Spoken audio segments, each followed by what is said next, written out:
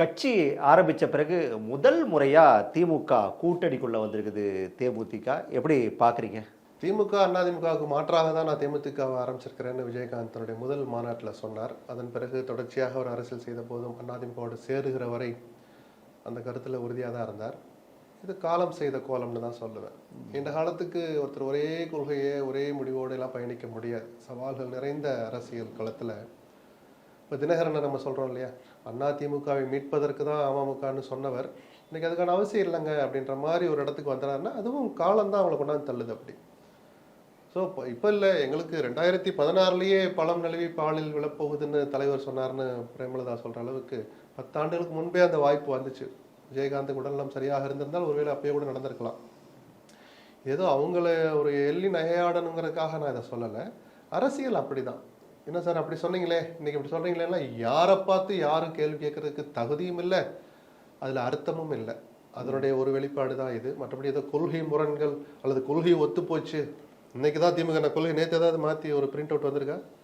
அப்படிலாம் கொள்கை ஏதாவது ஒன்றும் வரல. அன்னைக்கு இப்போ திமுகவோடும் அதிமுக அணியோடும் என்டிஏவோடும் பேச்சு நடத்துறதா தகவல் வந்துட்டு தான் இருந்துச்சு. பிரேமலதா அதை மறுத்திருக்கலாம், அது நிஜம் அல்ல. சரி, அவர் நடத்தலை, அவரிடம் இவர்கள் போய் நடத்தினாருன்னு வச்சுப்போம். திமுக என்னவெல்லாம் தர தயாரா இருந்ததோ, தருவதற்கு இப்போ ஒப்புக்கிட்டு இருக்கிறாங்களோ அது அப்படியே தரதுக்கு அதிமுக தயாரா இருந்தாங்க. அதான் நமக்கு கிடைத்த தகவல். ஒரு ராஜ்யசபா தேர்தல் செலவுகள், இத்தனை கௌரவமான இடங்கள், எம்எல்ஏ சீட்டு அப்படின்னு. அப்ப பிரேமலதா ஏன் இதை தேர்ந்தெடுத்தான்னு ஒரு கேள்வி வருது இல்ல.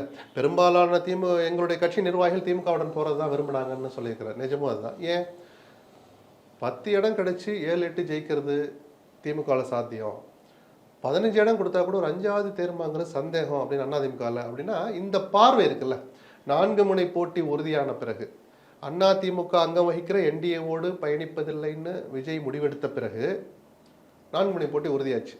அந்த 4 முனை போட்டியில் கூட்டணி பலம், அதிகார பலம், ஆட்சி பலம், பண பலம் எல்லாத்துலேயும் திமுக ஒரு ஸ்டெப் முன்னாடி இருக்குன்னு என்னை போன்றவர்கள் தொடர்ந்து சொல்கிறோம். இன்னைக்கு வரைக்கும் அதுதான் நிலைமை. எடப்பாடிக்கு அது தெரியும். அதனால தேமுதிக போடுறார்.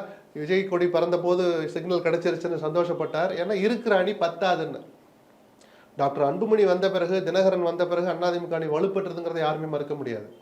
வீழ்த்துவதற்கு போதுமானதான் இன்னைக்கும் இல்லைங்கிறதுல எனக்கு மாறுபட்ட கருத்துல. இன்னைக்கு சூழல் இன்னும் பிரச்சாரம் தொடங்கி இப்போ வேட்பாளர்கள் தொகுதிகள் முடிவான பிறகு சில கசப்புகள் இனிப்புகள் 2 பக்கமும் நடக்கும். அதை யாரு கேப்சர் பண்றான்னு பொறுத்திருந்து பார்ப்போம். இன்னைக்கு சூழல்ல திமுக அணிக்கு வெற்றி வாய்ப்பு அதிகம் இருக்குன்னு என்னை போன்றவர்கள் நினைக்கிற மாதிரி பிரேமலதாவும் நினைச்சிருக்கலாம், அந்த கட்சியும் நினைச்சிருக்கலாம்.